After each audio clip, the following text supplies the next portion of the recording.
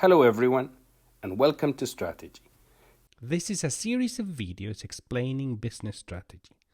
Today we're going to cover the business level strategy, part 2. Now, achieving the competitive advantage is something that companies may never get. Most companies aspire to achieving the competitive advantage. And how do they do that? Let's go back to my definition of a business, which is a product and a market, both things. Then we can use this definition to distinguish the 3 levels of strategy. At the first level, we have the business level strategy, which is one product and one market. Then we have the corporate level strategy, which is several products and several markets all together under the umbrella of a corporation. And then we have the network level strategy, which is the interaction between different corporations. Today, we're going to speak about the business level strategy. And the objective of the business level strategy is to achieve the competitive advantage. Another way to use this definition is to construct the different levels of strategy. At the most basic level, there's operational strategy, which aims at operational efficiency and deals with a number of products, 1 to n. Then there is the business level strategy that aims at the competitive advantage, and the corporate level strategy that aims at an optimal corporate configuration, and then the network level strategy that aspires to have inter-firm relations. Now, to make things really hard, it's not just about creating the competitive advantage, but about sustaining it. Now, the competitive advantage will be sustainable if it cannot be copied, if there's no substitution, or if it cannot be eroded by actions of the rivals. We call this competitive defendability. And also, your product or service cannot be made redundant by any changes in the environment, which means that we have to keep environmental consonance. Now, how do you do this? The answer, perhaps not surprisingly, of how do you do this is with strategy. That's what we're here for. There are several tools in strategy, some of them mentioned here. Today we're going to cover all these tools on the screen. The SWOT analysis, the value chain, the generic strategies, and the resources and capabilities. So let's start with SWOT, which you've probably heard a lot of. Firstly, you carry out an external scrutiny, identifying opportunities and threats, and then you carry out an internal scrutiny, identifying the strengths and the weaknesses. Now, this all sounds fine and dandy, but the problem with SWOT is that it's very easy to be simplistic, because at the end of the day, this is a list of pros and cons, and the quality of the pros and cons will depend on the quality of your analysis. So saying I did a SWOT analysis most of the times is not enough. You need to demonstrate that your analysis has been in depth and with sufficient information and data to be able to justify your decisions. So, what are the problems with SWOT? The first one is, what is a strength and what is a weakness? By a weakness, do we mean something that we cannot overcome? And by a strength, do we mean something that we will always have? Then, what is the basis of the analysis? What is the evidence that you're using to justify this being a strength, a weakness, an opportunity, or a threat? Third, what to do if the factors fit more than one category? What if something is a strength and a weakness at the same time? You put it in both places, of course. And finally, what happens if you miss one, if you forget one, if you're unable to identify one? Does the whole analysis fall apart? So beware of SWOT. First, strengths and weaknesses are a process where the key element is to think and ponder and reflect, and not necessarily just to list. And second, it is or should be a process of reflection and not a fixed exercise that is written on a piece of paper to forget about it. Let's look at the SWOT analysis in a slightly different way now. Let's think first of the internal scrutiny.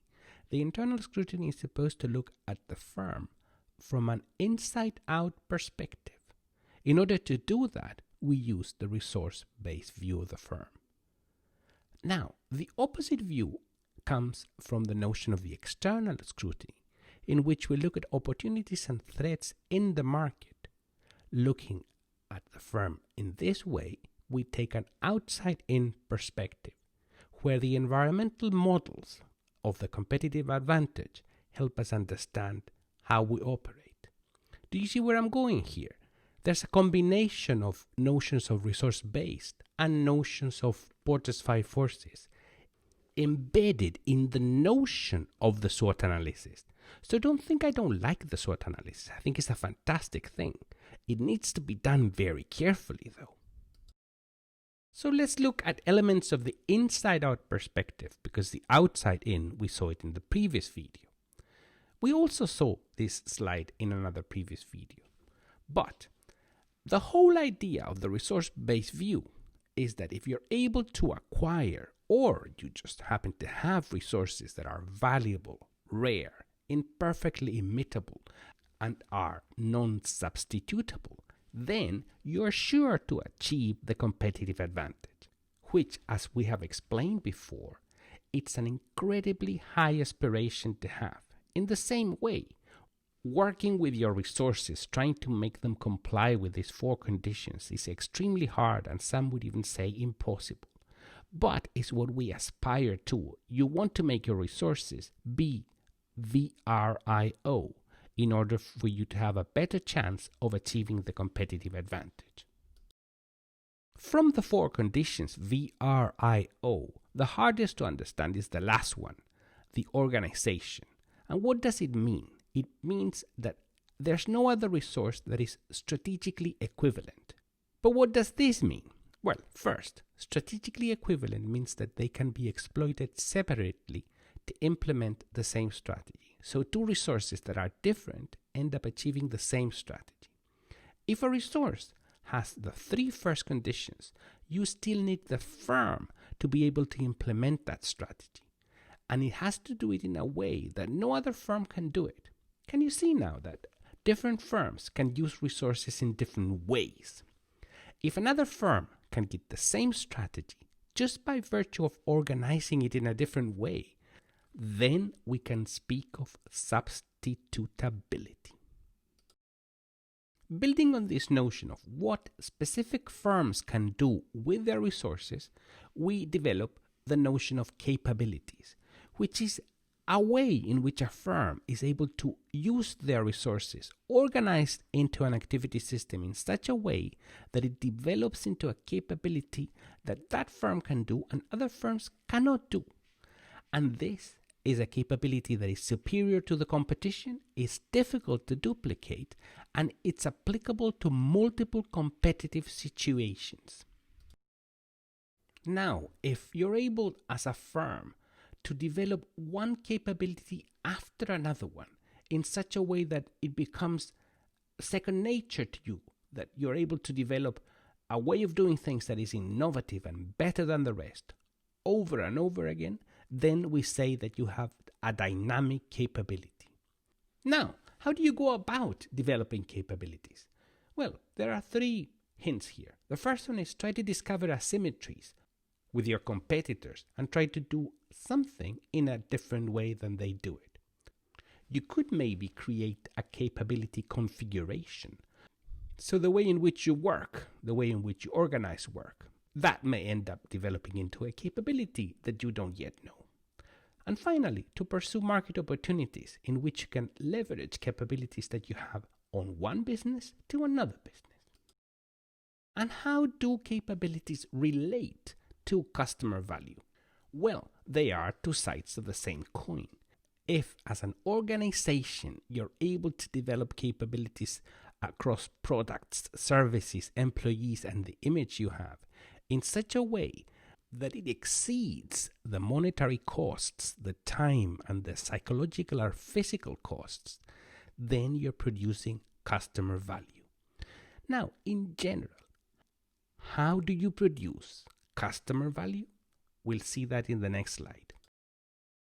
Michael Porter again identified two generic, broad, different ways in which value can be produced for customers. On the one end, you either produce a limited number of units with an incredibly high margin, or you produce a huge number of units with a relatively small unit margin, so that in either side you end up producing a total margin that is high. Now, the worst of the worlds is if you end up being caught in the middle or being unfocused, which we already covered in one of the previous episodes. If you end up being unfocused, your total margin will go down. Now, how does this happen? Let's imagine that you have a differentiated product and you start being tempted of reducing the price. You can easily go down the slope. Or if you're competing on cost leadership and suddenly you say, no, I'm going to raise the price a little bit, then you end up going towards the left and going down the slope. That's the way it happens. So, in the last two episodes, we broadly covered business level strategy. Next, we will go into corporate level strategy.